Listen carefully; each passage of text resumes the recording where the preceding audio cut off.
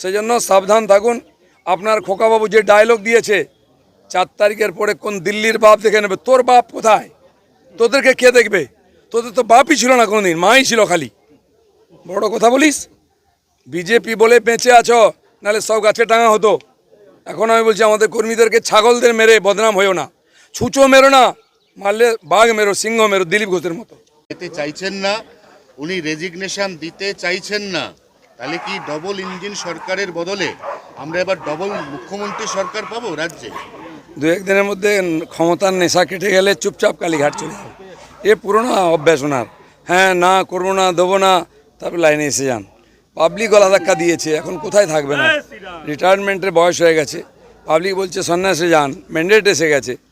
তার বিরুদ্ধে উনি কোর্টের বিরুদ্ধে যাবেন, নির্বাচন কমিশনের বিরুদ্ধে যাবেন, সংসদের বিরুদ্ধে যাবেন, এখন পাবলিকের বিরুদ্ধে যাবেন। জীবনে উনি কাউকে বিশ্বাস করেননি, পাবলিককে বিশ্বাস করেননি, এখানকার ভোটারকে, তাই ফলস ভোট দিতেন। পুলিশকে বিশ্বাস করতেন না, আর পার্টি লোককে বিশ্বাস করতেন না, এখন পাবলিক ওনাকে বিশ্বাস করেনি। এই ক্ষেত্রে যেটা আপনি একটা টার্ম ইউজ করেছিলেন, ওই টার্মটা একবার আপনার কাছ থেকে শুনতে চাই। শাড়ি পরা। হ্যাঁ, শাড়ি পরা ডোনাল্ড ট্রাম্প তার একদম জীবন্ত নমুনা। আর আজ আমি বলিনি, 2 বছর আগে বলেছি যে ট্রাম্প যেদিন নাটক করছিলেন যে আমি ছাড়বো না, আমি হারিনি, লোকজনকে রাস্তায় নামিয়েছিলেন, সেদিন আমি বলেছিলাম আমাদের এখানে শাড়ি পরা ট্রাম্প আছেন, ইনি হারলেও ক্ষমতা ছাড়বেন না। দেখুন সেটা ঠিক হয়েছে, আর ওনার মতো ইনাকেও জিতে হয়। 4 জনের নাম মুখ্যমন্ত্রী হিসেবে তীব্র জল্পনায় উঠে আসছে, তার মধ্যে আপনার নামটা আছে। যতক্ষণ না হচ্ছে আপনার নামটাও ঢুকিয়ে দিন, কিচ্ছু করেন না, জল্পনা করতে কি আছে, লটারি করব। দাদা, নাজার থানার ওসি সহ অনেকেই যেভাবে পোস্টপোল ভায়োলেন্স হচ্ছে, পুলিশ কার্যত পুলিশও আক্রান্ত হচ্ছে। কোনো ভায়োলেন্স হয়নি। আমি খড়গপুরে বলতে পারি টিএমসির লোকেরা টিএমসির অফিস ভাঙছে, দখল করছে, মারছে। জোর করে পুলিশ দিয়ে লোককে টিএমসি করানো হতো। তারা 5 বছর নয় 15 বছর অত্যাচার সহ্য করেছে। জনরোষ কাকে বলে দেখে নিন, এখনও হয়নি। আমরা বলেছি হিংসা নয়। কথায় কথায় টিএমসির নেতারা কুণাল ঘোষ, ববি হাকিম বলতে এটা জনরোষ, আমাদের লোক মার খেলে। আমি বলবো একবার জনরোষ দেখাবো, যে গায়ে কাপড় থাকবে না, চামড়া থাকবে না। সেই জন্য সাবধান থাকুন। আপনার খোকাবাবু যে ডায়লগ দিয়েছে 4 তারিখের পরে কোন দিল্লির বাপ দেখে নেবে, তোর বাপ কোথায়, তোদেরকে কে দেখবে, তোদের তো বাপই ছিল না কোনোদিন, মাই ছিল খালি। বড় কথা বলিস, বিজেপি বলে বেঁচে আছো, নাহলে সব গাছে টাঙা হতো।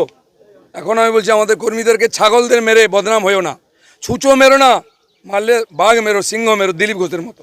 আচ্ছা, মমতা বন্দ্যোপাধ্যায়, অভিষেক বন্দ্যোপাধ্যায়ের বাড়ির সামনে থেকে সমস্ত পুলিশ, অতিরিক্ত সমস্ত গার্ডের সব কিছু রিমুভড, সরিয়ে নেওয়া হলো। দিল্লির বঙ্গভবনে 42 জন পুলিশ ছিল, 72 জন বসে বসে খেত, আর এখানকার পেটি পেটি টাকা যেত গাড়ি করে, ট্রেনে করে, সেগুলো জজ থেকে আরম্ভ করে সবাইকে দেওয়া হতো। সব তথ্য আমার কাছে আছে। কোনো পাবলিককে, বাংলার লোককে ওখানে রুম দেওয়া হতো না, আমাদেরও দেওয়া হতো না, এমপিদের মেলেদেরকে, তাদেরকে লাত মেরে তাড়ানো হয়েছে। আর এখানে কালীঘাটের যে রাস্তা, হরিশ মুখার্জি রোড, একদিন বন্ধ ছিল, সেটা খুলে গেছে। এরকম পশ্চিমবাংলায় কোনো ব্যারিকেড থাকবে না, কারোর সামনে, সব খুলে দেওয়া হবে। রসায়ন জনগণ অনেক আগের থেকে মন ঠিক করে রেখেছিল, আপনারা বুঝতেই পারেননি। আমি ভোটের দিন আগেও, ভোটের দিন সকালেও বলেছি 200-র বেশি আসন পাবো, রিভার্স হবে। তাই হয়েছে। যে মানুষের সঙ্গে থাকে, মানুষের মনের কথা বোঝে, সে জানে মানুষ কত কষ্টে ছিল। এই মহিলাদের উপর অত্যাচার, এই লুটপাট, এমন কোনো বাংলায় মানুষ নেই যাকে লুট করা হয়নি, অত্যাচার করা হয়নি। সরকারি যোজনার টাকা থেকে আরম্ভ করে জমি, বাড়ি, দোকানপাট, সব জায়গায় লুট করা হতো। স্কুলে বাচ্চা ভর্তি করুন, পয়সা দিন। হসপিটালে বয়স্কদের ভর্তি করুন, টাকা দিন। এতে আপনি শ্মশানে যান, সেখানেও টাকা দিন। মানুষ যাবে কোথায়? তাই মানুষ এটা করতে বাধ্য হয়েছে। যেখানে কোনোদিন ভাবিনি জিতবো, সেটা জিতেছি। প্রথম সিট জিতলে আমরা কাঁদি, কোনোদিন আলোচনা করা হয়নি, কিন্তু জিতেছি। যখন জনতার খেপে যায়, এরমই করে। সেই জন্য মমতা ব্যানার্জি বুঝতে পেরেছেন জনতার মুড, চলে যান, নাহলে আপনাকে গলা ধাক্কা খেতে হবে। কলকাতা নিউটাউনে গতকালকে একজন বিজেপি কর্মীকে পিটিয়ে খুন করা হলো, তৃণমূল কর্মীরা খুন করলো। সেই জন্য অভ্যাসটা পাল্টান। আমরা 300 জনকে মারার পরে চুপ করে আছি, কিন্তু যদি 1 to 2 করি তাহলে কতটা লাশ পড়বে।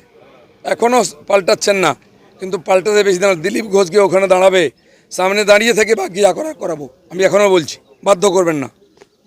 যুদ্ধ শেষ, এবার পরবর্তী ভাবনা চিন্তা কি? শান্তি হবে, শান্তি পর্ব শুরু হবে, উন্নয়ন হবে, নতুন বাংলা হবে। দিলীপ ঘোষকে কি মুখ্যমন্ত্রী পদে দেখা যাচ্ছে? সেই জন্য সাবধান থাকুন। আপনার খোকাবাবু যে ডায়লগ দিয়েছে 4 তারিখের পরে কোন দিল্লির বাপ দেখে নেবে, তোর বাপ কোথায়, তোদেরকে কে দেখবে, তোদের তো বাপই ছিল না কোনোদিন, মাই ছিল খালি। বড় কথা বলিস, বিজেপি বলে বেঁচে আছো, নাহলে সব গাছে টাঙা হতো। এখন আমি বলছি আমাদের কর্মীদেরকে ছাগলদের মেরে বদনাম হয়েও না, ছুঁচো মেরো না, মারলে বাঘ মেরো, সিংহ মেরো, দিলীপ ঘোষের মতো। যেতে চাইছেন না, উনি রেজিগনেশন দিতে চাইছেন না, তাহলে কি ডবল ইঞ্জিন সরকারের বদলে আমরা এবার ডবল মুখ্যমন্ত্রী সরকার পাবো রাজ্যে?